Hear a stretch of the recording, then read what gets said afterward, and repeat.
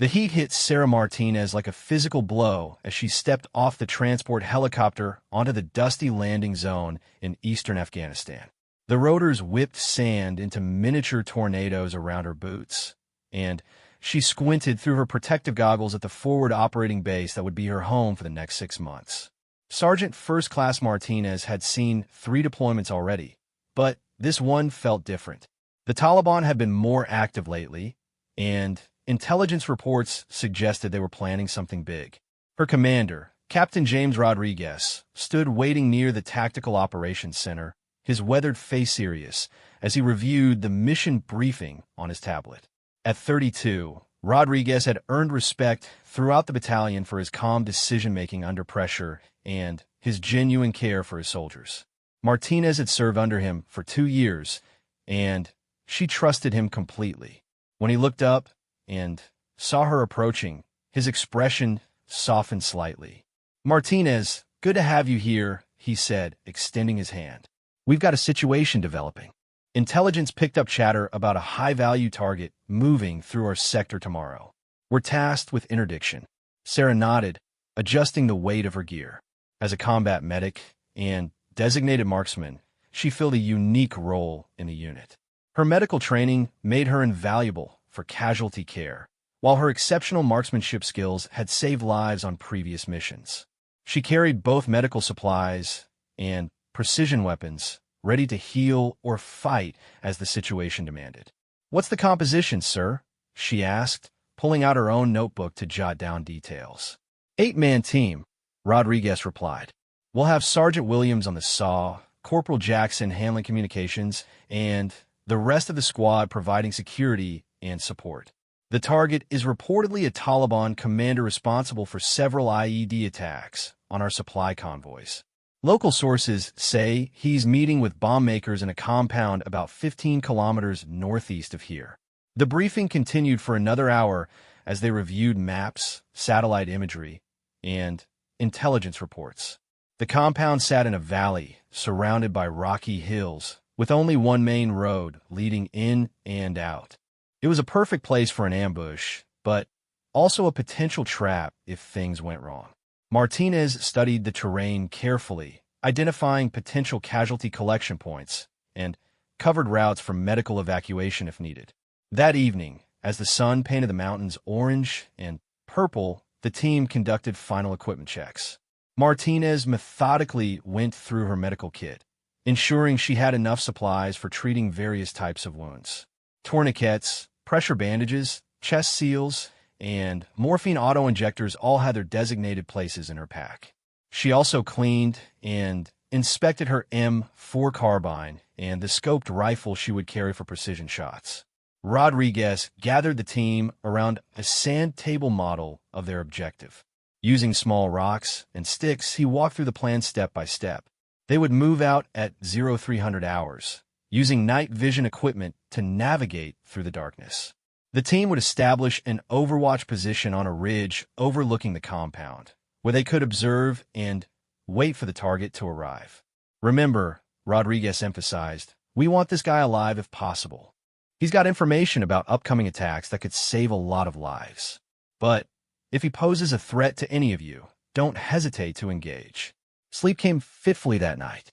Martinez lay on her cot, listening to the distant sound of generators and the occasional radio chatter from the operations center. She thought about her family back in Texas, her younger brother who was considering joining the army, and the letters from her mother that always ended with "stay safe" and "come home soon." These thoughts had become a pre-mission ritual, a way of connecting with her purpose and motivation. The alarm buzzed at 0230, though Martinez was already awake. She dressed quickly in the darkness, pulling on her body armor and checking her weapon one final time. The team gathered at the vehicle staging area, where 2 up-armor Humvees waited with engines already running. The drivers had been briefed separately and knew the route to the drop-off point. Rodriguez took his place in the lead vehicle, while Martinez climbed into the second one with 3 other soldiers. The convoy rolled out through the base gates into the pre-dawn darkness, headlights cutting through the desert night. The ride was mostly silent except for the rumble of engines and the occasional radio check between vehicles. After 40 minutes of driving through increasingly rough terrain, they reached the dismount point. The vehicles would wait here with one soldier as security while the rest of the team continued on foot. Martinez shouldered her pack, feeling the familiar weight of her medical supplies and ammunition. The night was surprisingly cool, a relief after the crushing heat of the day. Rodriguez led them up a goat path that wound between jagged rocks and stunted bushes. They moved in single file, each soldier maintaining visual contact with the person in front while scanning for threats. Martinez's position was fourth in line, close enough to Rodriguez to provide immediate medical support if needed, but far enough back to have a clear field of fire if they were ambushed. The climb took 2 hours through increasingly difficult terrain. Several times they had to navigate around loose rock slides or find alternate routes when the path became too steep. Martinez's legs burned with the effort, but her conditioning held strong. All those morning runs and gym sessions back at Fort Carson were paying off now. As the eastern horizon began to show the first hints of dawn, they reached their overwatch position. Rodriguez called a halt, and the team spread out among the rocks, each soldier finding a position that provided good visibility while offering protection from enemy fire. Martinez set up her scoped rifle on a natural rock rest, adjusting the bipod legs until she had a stable shooting platform. The compound lay 800 meters below them, a collection of mud brick buildings surrounded by a low wall. Smoke was already rising from cooking fires, and Martinez could see people moving around in the courtyard. Through her scope, she counted at least 6 individuals, though it was difficult to determine if any of them matched the description of their target. Rodriguez positioned himself next to Martinez with his binoculars, studying the layout and activity patterns. They settled in to wait, knowing that patience was often the most important skill in this type of mission. The target was expected to arrive sometime before noon, according to the intelligence report, but in this business, timing was rarely exact. As the morning progressed, the compound became more active. Women in traditional dress moved between buildings, children played in the courtyard, and several men gathered around what appeared to be a motorcycle that needed repairs. Martinez watched through her scope, noting details, and tried to identify potential threats or civilians who might be caught in crossfire if shooting started. Around 10:30, Jackson's radio crackled with an update from the Tactical Operations Center. Overwatch, this is TOC. Drone assets confirm vehicle movement on the access road. 3 trucks, approximately 12 personnel. Estimated arrival at your position in 15 minutes. Rodriguez acknowledged the transmission and passed word down the line. The team shifted into higher alert status, weapons ready, but fingers off triggers until positive identification was made. Martinez adjusted her scope settings for the current lighting conditions and double-checked that her medical kit was easily accessible. The trucks arrived exactly when predicted, kicking up dust clouds as they pulled into the compound. Martinez watched armed men jump out of the truck beds, their movements disciplined and alert. These weren't farmers or local villagers. Through her scope, she counted 14 individuals, all carrying weapons and wearing military-style clothing. "I've got positive identification," Rodriguez whispered into his radio. Target appears to be the tall individual in the gray shirt directing the others. He matches the description from the briefing photos. The Taliban commander was indeed easy to spot. He moved with the confidence of someone accustomed to giving orders, pointing to different areas of the compound and apparently assigning positions to his men. Martinez could see that several of them carried rocket-propelled grenades in addition to assault rifles. Rodriguez made the decision to wait until the meeting was underway and more participants had arrived. Intelligence suggested that this gathering might include other high-value targets, making the risk worthwhile. The team maintained their positions, watching as more people filtered into the main building. By noon, the compound was bustling with activity. Martinez estimated at least 20 armed men were now present, far more than the original intelligence had suggested. She began to feel uneasy about the mission parameters. Their 8-man team was designed to capture or eliminate a small group, not engage a force of this size. Rodriguez seemed to share her concerns. He spoke quietly into his radio, updating the Tactical Operations Center on the changed situation. The response was immediate. Proceed with the mission as planned, but prioritize force protection and be prepared to withdraw if the situation became untenable. At 12:15, Rodriguez gave the signal to begin the approach. The plan called for a coordinated assault from two directions, with Martinez and two others providing overwatch and precision fire while the rest of the team moved closer to establish a blocking position. If the target tried to escape, he would run directly into their crossfire. Martinez tracked the main building through her scope, looking for clear shots while being careful to avoid civilian casualties. She could see the Taliban commander through a window, apparently an animated discussion with several other men around a table covered with maps and documents. The assault team had moved to within 200 meters of the compound when everything went wrong. Jackson's urgent voice crackled over the radio. Contact left. We got dismounts moving through the rocks. Martinez swung her scope toward the indicated direction and saw muzzle flashes among the boulders on the hillside. The Taliban had posted sentries that the reconnaissance drones had missed, and those sentries had spotted the approaching soldiers. The quiet morning erupted into chaos as automatic weapons fire echoed off the canyon walls. Rodriguez immediately took control of the situation, his voice calm despite the sudden violence. Overwatch, engage targets of opportunity. Assault team, break contact, and move to Rally Point Alpha. Martinez found her first target, a gunman firing at the withdrawal route. She controlled her breathing, let out half a breath, and squeezed the trigger. The man dropped immediately, his weapon clattering against the rocks. She worked the bolt and searched for another target. More enemy fighters were emerging from the compound, at least 30 men spreading out to encircle the American position. This wasn't just a meeting, Martinez realized. It was a trap. The Taliban had known they were coming and prepared an ambush. Rodriguez was speaking rapidly into his radio, calling for immediate extraction and close air support. But Martinez could see that the assault team was pinned down in a depression with limited cover, taking increasing fire from multiple directions. I'm moving to support the assault team, she told Rodriguez, already beginning to pack her gear. Negative, he replied firmly. Maintain your position and provide covering fire. But Martinez could see something Rodriguez couldn't from his angle. The assault team was about to be overrun by a group of fighters moving through a hidden ravine. In 30 seconds, they would have clear shots at the exposed soldiers.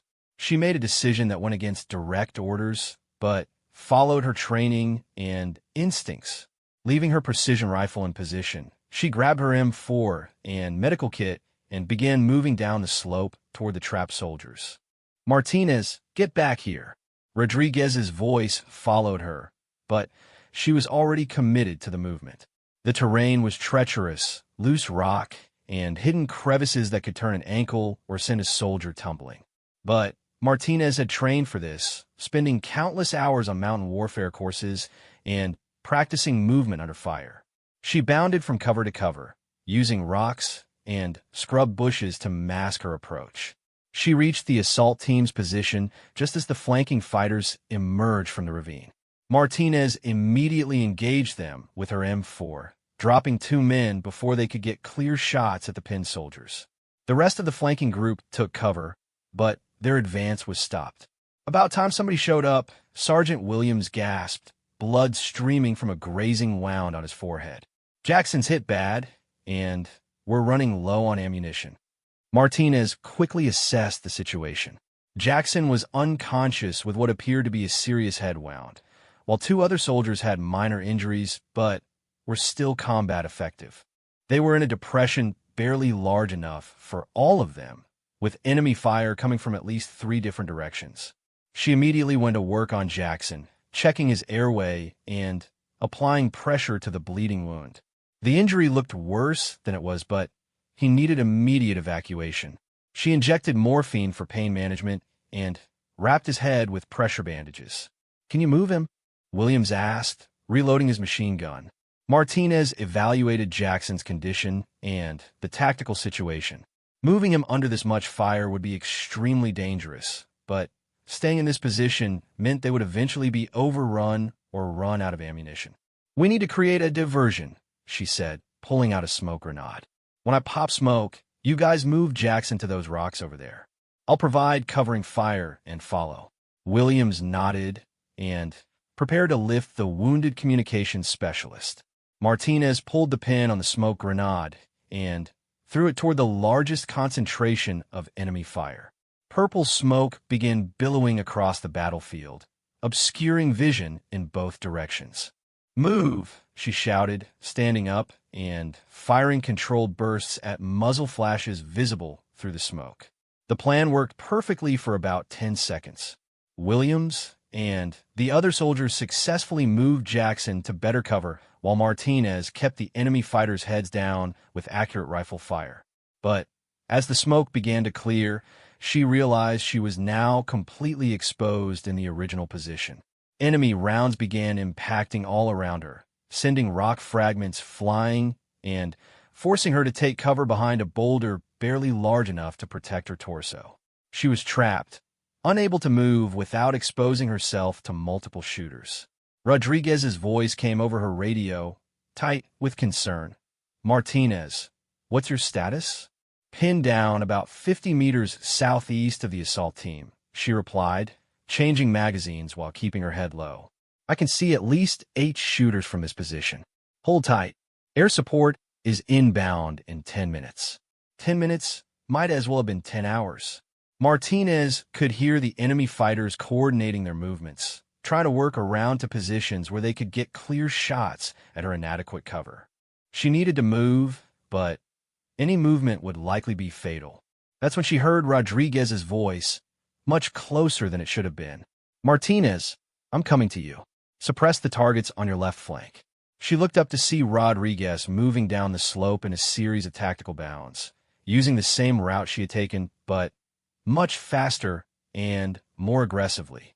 He was exposing himself to tremendous risk to reach her position. Martinez immediately began engaging the fighters on her left, forcing them to take cover while Rodriguez closed the distance. Her accurate fire kept them from getting clean shots at the moving officer, but she could see more enemy fighters positioning themselves to ambush his route. Rodriguez made it to within 20 meters of her position before the Taliban sprung their trap. 3 fighters with rocket-propelled grenades emerged from concealed positions, all aiming at the small area where both American soldiers were pinned down. Martinez saw them first and screamed a warning. "RPGs. Get down!" The first rocket-propelled grenade detonated against the rocks above Rodriguez's position, showering him with stone fragments and dust. He disappeared behind a cloud of debris and smoke, and Martinez couldn't tell if he was dead or alive. The second and third grenades followed quickly, one impacting near Martinez's position and the other overshooting to explode harmlessly on the hillside above them. The concussion from the near miss left her ears ringing and her head spinning, but she was still conscious and able to fight. "Rodriguez! Rodriguez, respond!" She called in her radio, but heard only static. Martinez realized she was now effectively in command of the mission, at least for the soldiers in her immediate area. Williams and his group were still in a defensive position with the wounded Jackson, but they were too far away to provide direct support. Air support was still minutes away, and the enemy was closing in for a final assault. She made another split-second decision that would define the rest of her military career. Instead of waiting for rescue or trying to escape, Martinez decided to go on the offensive. Grabbing extra magazines from her pack, she began moving toward Rodriguez's last known position. The Taliban fighters had stopped shooting, probably assuming that both American soldiers were dead or too injured to fight. This gave her a few seconds of concealment as she worked her way through the rocks. She found Rodriguez partially buried under loose stone and debris, unconscious but breathing. Blood trickled from several cuts on his face and hands, but he didn't appear to have any serious injuries. His rifle lay beside him, undamaged but covered in dust. Martinez quickly checked his pulse and breathing, then tried to wake him by calling his name and gently shaking his shoulders. When that didn't work, she used a technique from her medical training, applying pressure to a nerve point that often revived unconscious patients. Rodriguez's eyes fluttered open, unfocused and confused. "What, where?" "Sir, you're hit, but you're alive," Martinez whispered urgently. "We need to move now. Can you stand?" Rodriguez tried to sit up and immediately winced in pain. "My shoulder. I think it's separated or broken." Martinez did a quick assessment and determined that his left shoulder was indeed dislocated, but not broken. It was painful, but not life-threatening. The bigger immediate problem was that they were both trapped in a small area with limited ammunition while at least 20 enemy fighters closed in on their position. "Sir, I need to get you back to the others," she said, helping him to a sitting position. "But we're going to have to move through open ground under fire." Rodriguez looked around, taking in their tactical situation with the clarity that had made him an effective commander. Despite his injuries and disorientation, his military training kicked in. "Negative," he said firmly. "Too dangerous. You leave me here and get back to Williams." "That's an order."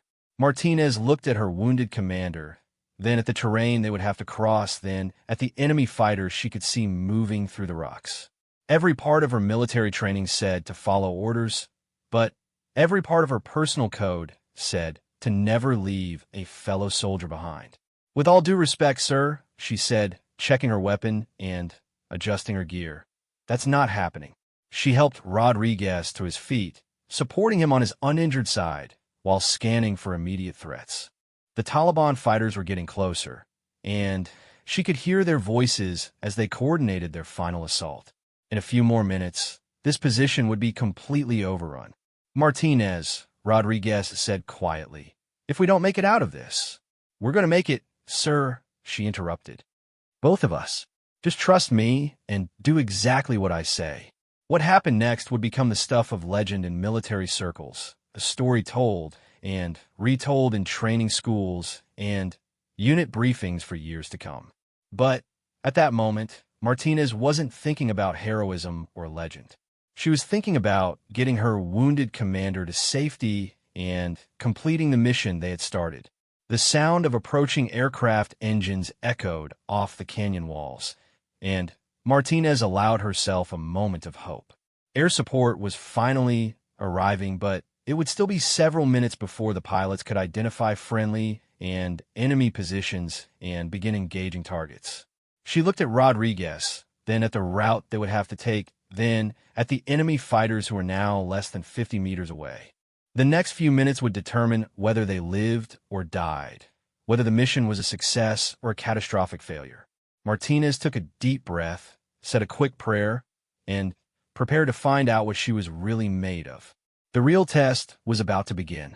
Martinez helped Rodriguez lean against a large boulder while she studied the terrain between their position and where Williams had taken cover with the wounded Jackson. The distance was only about 70 meters, but it might as well have been 7 miles given the amount of enemy fire they would have to cross. Taliban fighters were moving through the rocks like ghosts, their brown and tan clothing blending perfectly with the desert landscape. She could see at least 3 groups of enemy soldiers converging on their location from different directions. The closest group consisted of 4 men with assault rifles, moving carefully through a stream bed about 40 meters away. A second group of 6 fighters was working along the ridgeline above them, trying to get into position for plunging fire into their small defensive area. The third group was the most dangerous, 5 men with rocket-propelled grenades who were setting up in a position that would allow them to destroy both American positions simultaneously. Rodriguez was fighting to stay conscious, his face pale from pain and shock. Martinez could see that his left arm was completely useless, hanging at an unnatural angle from his dislocated shoulder. But his right hand still gripped his sidearm, and his eyes were alert despite his injuries. "I can still shoot," he whispered, noting her concerned expression. "Just get us out of here." Martinez made a quick inventory of their resources. She had 4 magazines left for her M4 carbine, plus Rodriguez's rifle with 3 full magazines. Her medical kit was intact, and she still had 2 grenades and a smoke canister. Rodriguez carried additional ammunition and another grenade, though he wouldn't be able to throw it with his injured arm. The sound of jet engines was getting louder, but Martinez knew that close air support would be useless until the pilots could clearly identify enemy positions. In this rocky terrain, with fighters spread out over a wide area, it would take several minutes for the aircraft to sort out the tactical situation. They didn't have several minutes. "Sir, I'm going to create a diversion," she explained quickly. "When I start shooting, you move toward Williams' position. Stay low and use whatever cover you can find." Rodriguez started to object, but Martinez was already moving.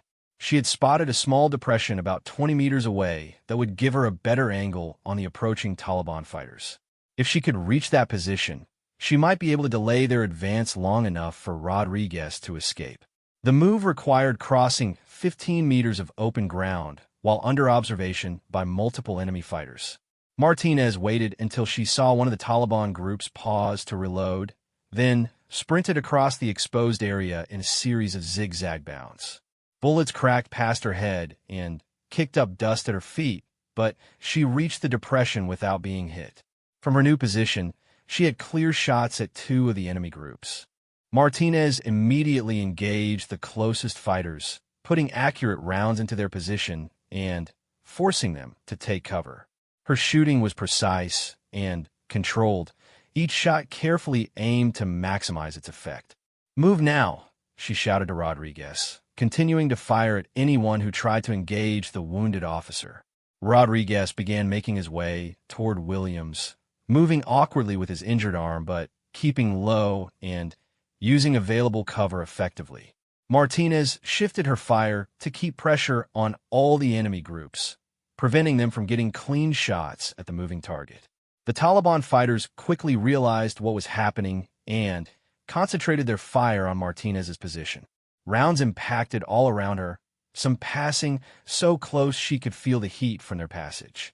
Rock fragments stung her face and hands, but she continued shooting back, determined to give Rodriguez enough time to reach safety.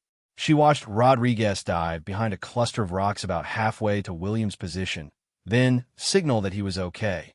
But the movement had cost him, and Martinez could see that he was struggling with pain and exhaustion. The remaining 30 meters to Williams' position looked like an impossible distance. That's when Martinez realized that her diversionary fire had accomplished something unexpected. The Taliban fighters were so focused on her position that they had stopped paying attention to Williams and his group. This gave her an idea that was either brilliant or completely insane. Instead of continuing to provide covering fire from a static position, Martinez decided to assault the enemy positions directly. The Taliban fighters had superior numbers and better knowledge of the terrain, but they weren't expecting a wounded American medic to go on the attack. She grabbed her remaining grenades and extra ammunition, then began moving toward the closest group of enemy fighters. The terrain worked in her favor, allowing her to get within 20 meters before they spotted her movement. When they did see her, their surprise gave her a crucial few seconds to act. Martinez threw her first grenade into the middle of their position, then immediately moved to a different location to avoid return fire.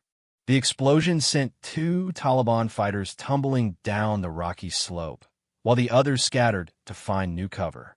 She engaged them with her rifle as they moved, hitting one man and forcing the others to retreat further up the hillside. The aggressive action had the desired effect. Enemy fighters throughout the area began converging on Martinez's position, drawing their attention away from Rodriguez and Williams. She had become the primary target, which was exactly what she wanted. But now she faced a new problem. At least 15 Taliban fighters were moving to surround her position, and she was running low on ammunition. Her bold assault had bought time for Rodriguez to reach safety, but it had also put her in an extremely dangerous situation. Rodriguez had reached Williams' position and was shouting into his radio, trying to coordinate with the incoming air support. Martinez could hear jet engines circling overhead, but the pilots still needed more time to identify targets in the complex terrain. She threw her second grenade at the group moving along the ridgeline, forcing them to take cover, but not causing any visible casualties. Her ammunition situation was becoming critical, and the Taliban fighters were getting closer with each passing minute. That's when Martinez heard a sound that changed everything. The distinctive roar of an A-10 Thunderbolt attack aircraft beginning its gun run. Someone had finally managed to mark the enemy positions clearly enough for the pilots to engage.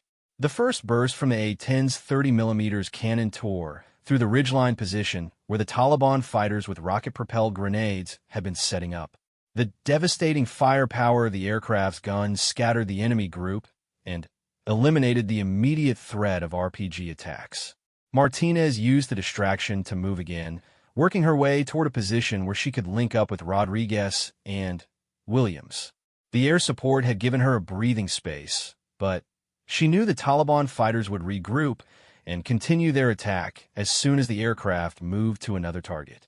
She reached Williams' position just as Rodriguez was finishing a radio conversation with the Tactical Operations Center. Jackson was still unconscious, but stable, and the other wounded soldiers were in good condition despite their injuries. The defensive position was solid, with good cover and clear fields of fire in multiple directions. Air support is working the area, Rodriguez reported, his voice strained but determined. But we've still got enemy fighters in positions they can't hit from the air. We need to hold this position until extraction arrives. Martinez quickly inventoried their collective ammunition and medical supplies. The situation had improved, but they were still outnumbered and surrounded by enemy fighters who knew the terrain better than they did. The air support was helpful, but it couldn't eliminate every threat in the rocky, complex environment. How long until extraction? Martinez asked, checking Jackson's pulse and adjusting his bandages. 30 minutes minimum, Rodriguez replied. The landing zone is hot, and they need to clear the area first. 30 minutes was a long time to hold a defensive position against a determined enemy attack. Martinez looked around at their small group. Rodriguez with his dislocated shoulder, Jackson unconscious and unable to fight, Williams with a head wound that was affecting his vision, and two other soldiers with minor injuries but limited ammunition. She realized that her role in this mission was far from over. In many ways, the hardest part was just beginning. The A-10 made another gun run, this time targeting a group of Taliban fighters who were trying to work around to the Americans' left flank. The aircraft's cannon fire was devastatingly accurate, but Martinez could see that other enemy groups were already moving to replace the ones that had been eliminated. They're not giving up, she observed, studying the movement patterns through her scope. This isn't just a chance encounter. They planned this whole thing. Rodriguez nodded grimly.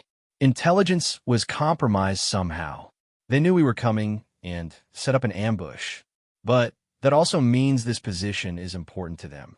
They're not going to let us hold it without a serious fight. Martinez counted at least 20 enemy fighters still active in the area, spread out among the rocks and ravines in positions that were difficult for air support to target effectively. They were being methodical about their approach, using their knowledge of the terrain to stay hidden while gradually tightening the noose around the American position. We need to break their rhythm, she said, an idea forming in her mind. They're expecting us to stay defensive until extraction arrives. But what if we didn't? Rodriguez looked at her with a mixture of admiration and concern. What are you thinking? Martinez pointed to a cluster of rocks about 100 meters away, where she had spotted the largest group of enemy fighters. That's their command element. If we can disrupt their coordination, the rest of them will be fighting blind. That's suicide, Williams objected, wiping blood from his eyes. You'd have to cross open ground under fire from multiple positions. Not if we coordinate it properly, Martinez replied, her mind racing through the tactical possibilities. The A-10 can suppress some of the positions, and you guys can provide covering fire from here. I wouldn't be going alone. She looked at Rodriguez, knowing that his leadership and experience would be crucial for making the plan work. Despite his injuries, he was still the most qualified person to coordinate the different elements of the attack. I can direct the air support and coordinate our fires, Rodriguez said slowly, understanding what she was proposing. But, Martinez, This is incredibly risky. If something goes wrong, sir, they're going to overrun us anyway if we just sit here, Martinez pointed out. At least this way, we're taking the initiative. Rodriguez studied the terrain and the enemy positions for a long moment, weighing the risks and benefits of Martinez's proposal. Finally, he made the decision that would define the rest of the mission. All right, we do it, he said, but we do it smart. Williams, you, and Thompson provide covering fire from this position. Martinez, you move when I give a signal. I'll coordinate with air support to suppress the flanking positions. Martinez felt a surge of adrenaline mixed with fear. This was the kind of moment that every soldier trains for, but hopes never to face, where split-second decisions can mean the difference between life and death for an entire unit. She checked her weapon one more time and made sure her medical kit was secure. If the plan worked, she might be able to treat wounded enemy fighters as well as her own people. If it didn't work, the medical kit wouldn't matter because she probably wouldn't survive the attempt. Rodriguez was speaking into his radio, coordinating with the A-10 pilot for a synchronized attack on the Taliban command position.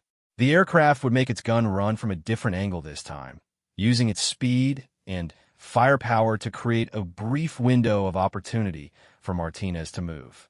30 seconds, Rodriguez announced, holding up his hand with fingers extended.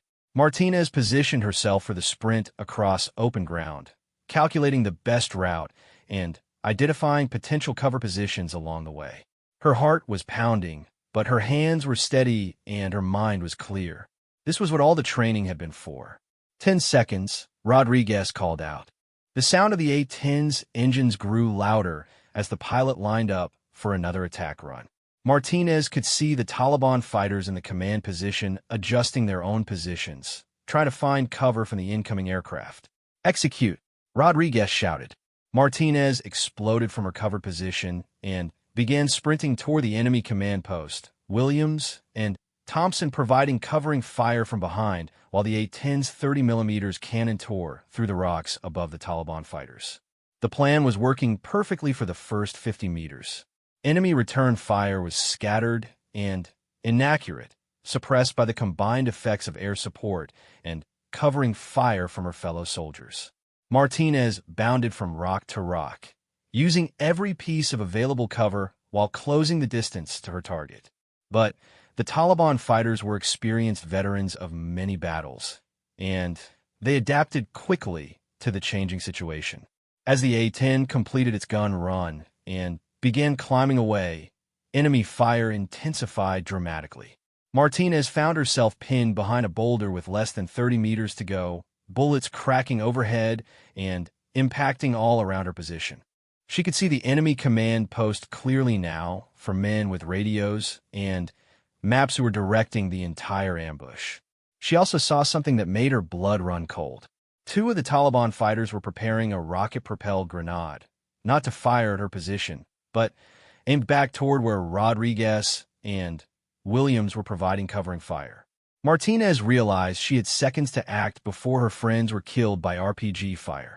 Without thinking about her own safety, she stood up and charged directly at the enemy position, firing her M4 on full automatic and screaming at the top of her lungs.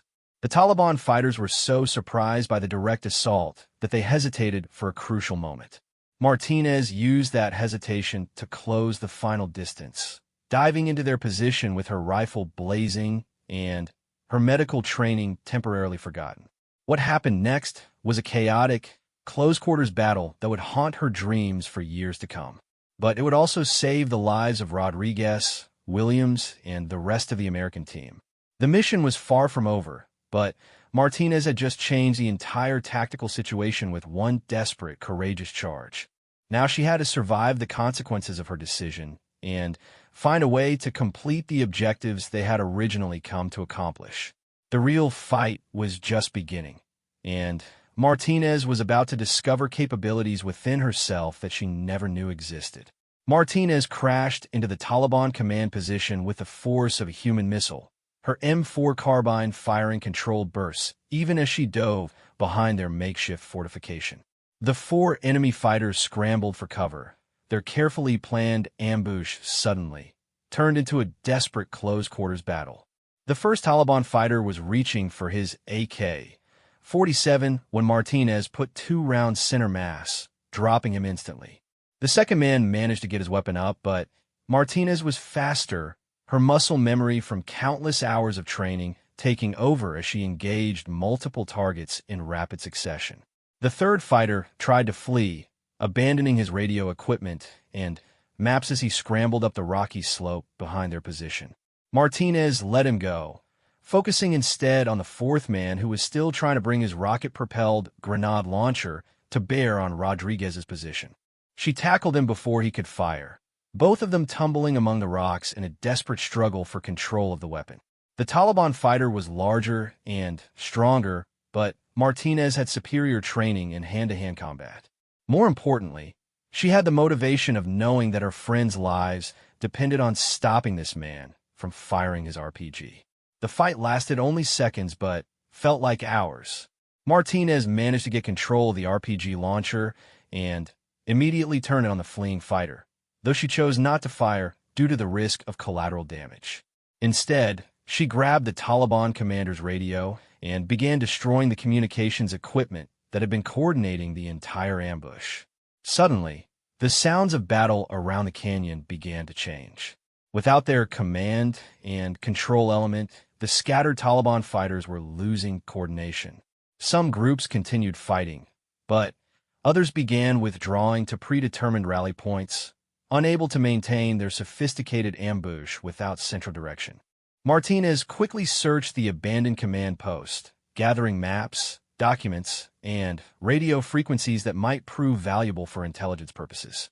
Among the papers, she found detailed plans for attacking American supply convoys, information about IED placement, and, most importantly, a list of locations where other high-value targets might be found. She also discovered something that explained how the Taliban had known about their mission. One of the documents contained detailed information about American patrol schedules, unit designations, and even specific names of soldiers. Someone with access to classified information had been feeding intelligence to the enemy. Martinez, status report. Rodriguez's voice crackled over her radio. Command post is secure, she replied, gathering the captured documents into her pack. I've got intelligence materials that need immediate analysis. Enemy coordination is breaking down. Outstanding. Can you make it back to our position? Martinez looked around at the tactical situation. The Taliban fighters were indeed becoming disorganized, but there were still at least 15 armed men scattered throughout the canyon. Moving back to Rodriguez's position would require crossing the same open ground she had just traversed, but now without the benefit of surprise or coordinated air support. Negative on immediate return, she responded. I'm going to use this position to provide overwatch for the extraction. I've got clear lines of sight on most of the remaining enemy positions. It was a sound tactical decision, but it also meant that Martinez would be alone in enemy territory for the next 20 minutes until the extraction helicopters arrived. She settled into the captured position, using the Taliban fighters' own fortifications against their surviving comrades. From her elevated position, Martinez could see the entire battlefield spread out below her. Rodriguez and Williams were holding their defensive position effectively, while the remaining Taliban fighters were trying to reorganize into smaller, independent groups. Some were attempting to withdraw entirely, while others seemed determined to continue the fight despite the loss of their command structure. Martinez began engaging targets of opportunity, using the captured position's excellent fields of fire to harass enemy movements and protect her fellow soldiers. Her marksmanship training proved invaluable as she placed precise shots at long range, disrupting Taliban attempts to coordinate new attacks. She also used the captured radio equipment to monitor enemy communications, though her limited understanding of the local language meant she could only pick up fragments of their conversations. What she could understand suggested that the Taliban fighters were confused and demoralized by the sudden loss of their command element. 20 minutes into her solo defense of the position, Martinez heard the distinctive sound of approaching helicopters. The extraction birds were finally inbound, but that also meant the most dangerous part of the mission was about to begin. Taliban fighters throughout the area would converge on the landing zone, trying to prevent the Americans from escaping. Rodriguez's voice came over the radio with updated instructions. Extraction birds are 2 minutes out. Landing zone is the flat area 500 meters southeast of our position. We're going to bound to the LZ with Jackson on a litter. Can you provide overwatch? Martinez studied the proposed route from her elevated position. The path to the landing zone was relatively exposed, with several points where enemy fighters could set up ambushes or direct fire positions. She could cover most of the route from where she was, but it would require constantly shifting her attention between multiple potential threat areas. Roger that, she replied.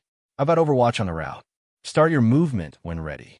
She watched through her scope as Rodriguez and Williams prepared to move Jackson on an improvised stretcher made from rifles and field jackets. The wounded communications specialist was still unconscious, but stable, his breathing steady despite the head wound he had sustained earlier in the battle. The movement began slowly, with Williams and another soldier carrying Jackson while Rodriguez provided security despite his dislocated shoulder. Martinez tracked their progress through her scope, constantly scanning for enemy fighters who might try to ambush the evacuation route.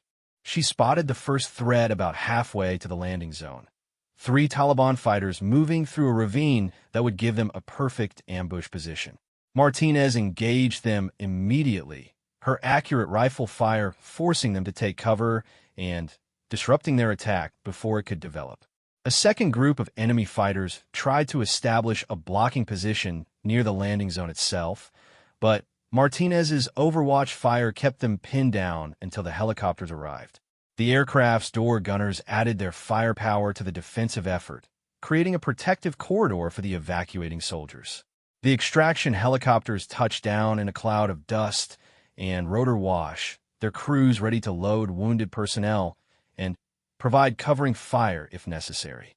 Martinez could see Rodriguez's team moving quickly toward the aircraft, but she also noticed something that made her heart sink. A large group of Taliban fighters, at least 8 men with rocket-propelled grenades, was moving up a concealed route toward a position where they would have clear shots at the grounded helicopters. The extraction birds were sitting ducks, and there wasn't enough time to warn them and get them airborne before the RPG attack developed. Martinez made another split-second decision that would define her military career. Instead of remaining in her overwatch position and calling the threat, she abandoned her defensive position and began moving directly toward the Taliban fighters who were threatening the helicopters.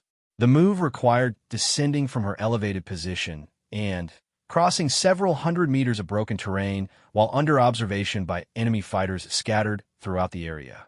But Martinez had spotted a route that would allow her to approach the RPG team from their blind side, potentially neutralizing the threat before they could engage the helicopters. She moved as fast as the terrain would allow, bounding from cover to cover while keeping the Taliban RPG team in sight. Her medical pack bounced against her back with each movement, a reminder that her primary role was supposed to be healing, not hunting enemy fighters through rocky canyons.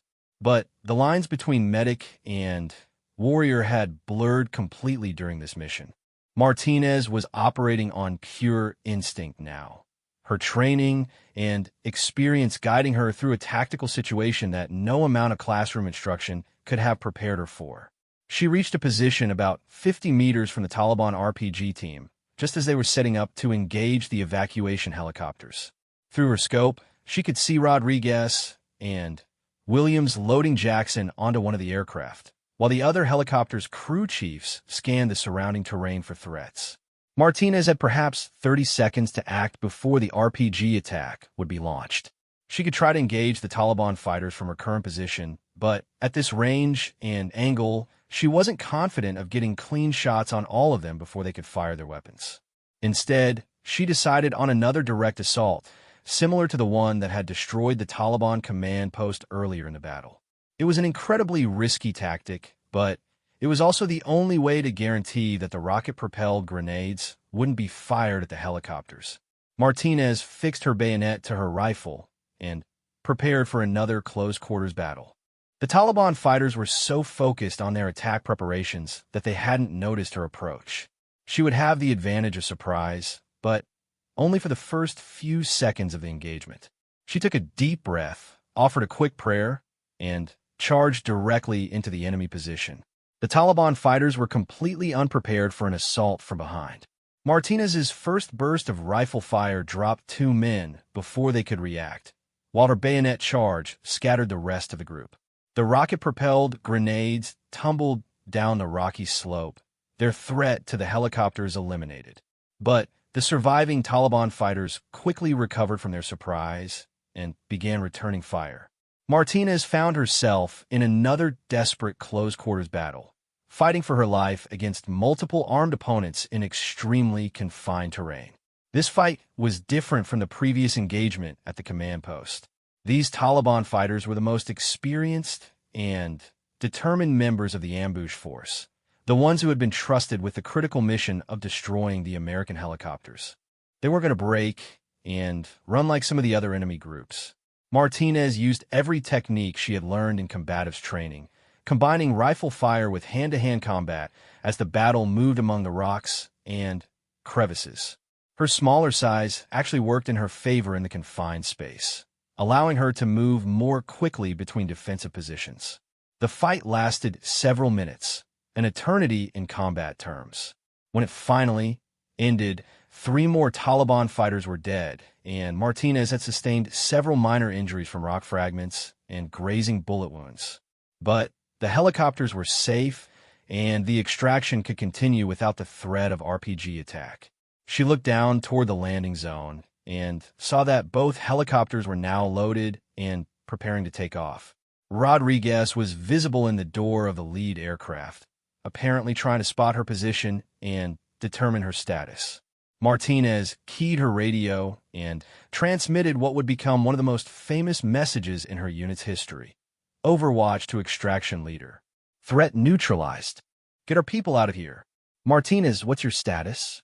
Rodriguez's voice was tight with concern. Are you injured? She took inventory of her condition. Multiple cuts and bruises, a grazing wound on her left arm that was bleeding but not serious, and complete exhaustion from the physical and mental demands of the extended battle. But she was alive and still capable of fighting. I'm operational, she replied, but I'm going to need pickup from an alternate location. The problem was that the main landing zone was now receiving fire from the remaining Taliban fighters, making it too dangerous for the helicopters to return. Martinez would have to find another way out of the canyon, either by moving to a different extraction point or by fighting her way to friendly forces outside the immediate area. Rodriguez understood the situation immediately. Can you move to Extraction Point Bravo?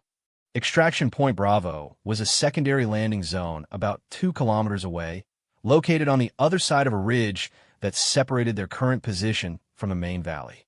Getting there would require Martinez to traverse extremely difficult terrain while potentially being pursued by surviving Taliban fighters. Affirmative, Martinez replied, though she wasn't entirely sure it was possible. Give me 30 minutes. The helicopters lifted off in another cloud of dust and rotor noise, carrying the wounded Jackson and the rest of the team to safety.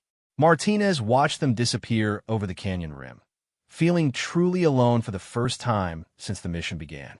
But she wasn't entirely alone. As she began gathering her gear and preparing for the movement to the alternate extraction point, she heard Rodriguez's voice one more time over the radio. Martinez, I'm staying with Extraction Bird 2. We'll be waiting at Bravo when you get there. Nobody gets left behind. It was a violation of standard procedure for an injured officer to remain in a dangerous area when he could be evacuated to safety. But it was exactly what Martinez expected from Rodriguez. He had never abandoned a soldier under his command, and he wasn't going to start now.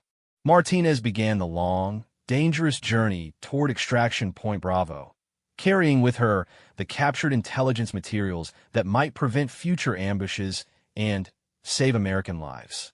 She was wounded, exhausted, and operating alone in enemy territory, but she had accomplished something remarkable. She had taken command of a desperate situation and turned it into a tactical victory against overwhelming odds. Now she just had to survive long enough to get home and tell the story. Martinez began her movement toward Extraction Point Bravo with the methodical precision of a soldier who understood that her life depended on making no mistakes. The terrain between her current position and the alternate landing zone was some of the most challenging she had ever encountered, a maze of rocky canyons, steep ravines, and exposed ridgelines that offered little concealment from enemy observation. She moved carefully, using every piece of available cover, while constantly scanning for Taliban fighters who might be pursuing her or setting up ambush positions along her route. The captured intelligence materials in her pack felt heavier with each step, but she knew their value could potentially save dozens of American lives in future operations. The first kilometer was the most dangerous, requiring her to cross several open areas where she would be visible to anyone with binoculars or a rifle scope. Martinez used smoke grenades from the captured Taliban position to obscure her movement, creating brief windows of concealment that allowed her to bound from one covered position to another. She could hear enemy fighters calling to each other in the distance, their voices echoing off the canyon walls as they tried to coordinate a pursuit. But their communications were disorganized without their command element, and Martinez's tactical movement was too unpredictable for them to establish an effective blocking force. Halfway to the extraction point, Martinez encountered her first serious obstacle, a steep ravine that cut across her planned route like a knife wound in the landscape. The walls were nearly vertical, dropping about 30 meters to a rocky bottom that was invisible from her position on the rim. She had two choices: find a way around the ravine, which would add at least an hour to her movement, and expose her to increased risk of enemy contact, or find a way to descend into the ravine and climb out the other side. Neither option was particularly appealing, but time was working against her. Martinez chose to descend into the ravine, using her medical training and rappelling techniques to control her descent down the rocky face. She had no proper climbing equipment, but her rifle sling and some improvised rope made from equipment straps allowed her to lower herself safely to the bottom. The floor of the ravine was a maze of boulders and debris that had been washed down from the surrounding hills during flash floods. Martinez moved carefully through the obstacle course, her boots slipping occasionally on loose gravel, but her overall progress steady toward the opposite wall. Climbing out proved more difficult than going down. The rock face on the far side was more weathered and crumbly, offering fewer reliable handholds and footholds. Several times Martinez had to backtrack and find alternate routes when the rock proved too unstable to support her weight. She was about 3/4 of the way up when she heard voices above her. Taliban fighters had reached the rim of the ravine and were searching for signs of her passage. Martinez froze against the rock face, hoping that her position was concealed from their vantage point. The voices grew closer, and Martinez could hear loose stones being kicked over the edge as the fighters moved along the rim. She pressed herself against the rock wall and controlled her breathing, knowing that even the slightest movement might give away her position. One of the Taliban fighters appeared directly above her, his AK-47 clearly visible as he peered down into the ravine. For several tense seconds, Martinez was certain he would spot her, but the angle of the late afternoon sun created shadows that worked in her favor. After what felt like an eternity, the fighter moved on, apparently convinced that no one could have descended into the ravine. Martinez waited another 10 minutes before continuing her climb, ensuring that the enemy fighters had moved well away from the area. When she finally reached the top of the ravine, she was exhausted but still had more than a kilometer of difficult terrain to cover before reaching the extraction point. The sun was getting lower in the sky, creating long shadows that provided better concealment but also made navigation more challenging. Martinez used her compass and map to stay on course, though the rocky terrain made it difficult to identify landmarks and confirm her exact position. As she approached the final ridge before Extraction Point Bravo, Martinez heard the sound she had been waiting for: helicopter rotors in the distance. Rodriguez had kept his word and was waiting with the extraction bird, despite the risk to himself and the air crew. But The sound of helicopters also meant that any remaining Taliban fighters in the area would know exactly where the Americans were planning to extract. Martinez needed to reach the landing zone quickly before enemy forces could converge on the area and set up another ambush. She crested the final ridge and saw extraction point Bravo spread out below her, a relatively flat area surrounded by low hills that provided some protection from direct fire. One helicopter sat on the improvised landing zone, while the others circled overhead, providing security and ready to engage any enemy forces that approached. Martinez could see Rodriguez standing near the grounded helicopter, his injured arm in an improvised sling, but his rifle ready in his good hand. The sight of her commander waiting for her, despite his own injuries and the danger to the aircrew, filled her with a surge of emotion that she had to consciously suppress. She began her descent toward the landing zone, moving as quickly as the terrain would allow while maintaining tactical awareness. The open ground around the helicopter made her nervous, as it would be an ideal place for enemy fighters to set up an ambush or direct fire position. Rodriguez spotted her movement and waved, then spoke into his radio to alert the aircrew that she was approaching. The helicopter's engines increased in pitch as the pilots prepared for immediate takeoff once she was aboard. Martinez was about 200 meters from the helicopter when the first enemy fire erupted from the hills around the landing zone. Muzzle flashes winked from multiple positions as Taliban fighters opened up with automatic weapons, their bullets kicking up dust around the helicopter and forcing Rodriguez to take cover behind some nearby rocks. The circling helicopter immediately engaged the enemy positions with door gun fire, its machine guns raking the hillsides where the muzzle flashes had appeared.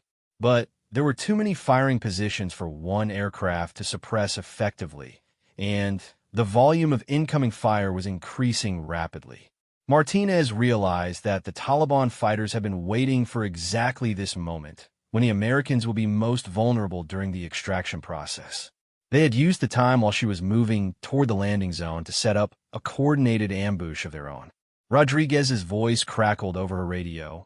"Martinez, we've got multiple firing positions on the ridgeline. Can you identify targets from your angle?" From her elevated position, Martinez could indeed see several enemy fighting positions that were hidden from the helicopter crew's perspective. She immediately began engaging them with her rifle, using her precision marksmanship skills to disrupt their fire and protect the extraction aircraft. But she quickly realized that her individual efforts, while effective, weren't going to be enough to suppress all the enemy positions. The Taliban fighters had learned from their earlier defeats and were using better tactics, moving between cover positions, and coordinating their fire more effectively. Martinez made another crucial decision. Instead of continuing toward the landing zone, she began moving laterally along the ridgeline, working to get behind the main enemy positions. It was a risky maneuver that would delay her extraction, but it offered the best chance of breaking up the ambush and allowing the helicopters to operate safely. She moved aggressively through the rocky terrain, using her knowledge of small unit tactics to identify and engage the most dangerous enemy positions.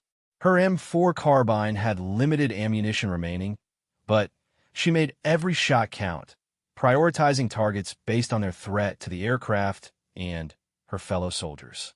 The running battle along the ridgeline lasted nearly 15 minutes, with Martinez constantly moving to avoid being pinned down while systematically disrupting the Taliban ambush. She used the last of her grenades to clear out a machine gun position that had been particularly troublesome, then continued moving with just her rifle and the determination to complete the mission. Rodriguez had been monitoring her progress over the radio, and he could see that her aggressive action was having the desired effect. Enemy fire was becoming more scattered and less accurate as Martinez eliminated or suppressed the most effective firing positions. "Martinez, you've broken their coordination," Rodriguez transmitted. "Can you make it to the LZ now?" Martinez looked down at the landing zone and calculated the route she would need to take.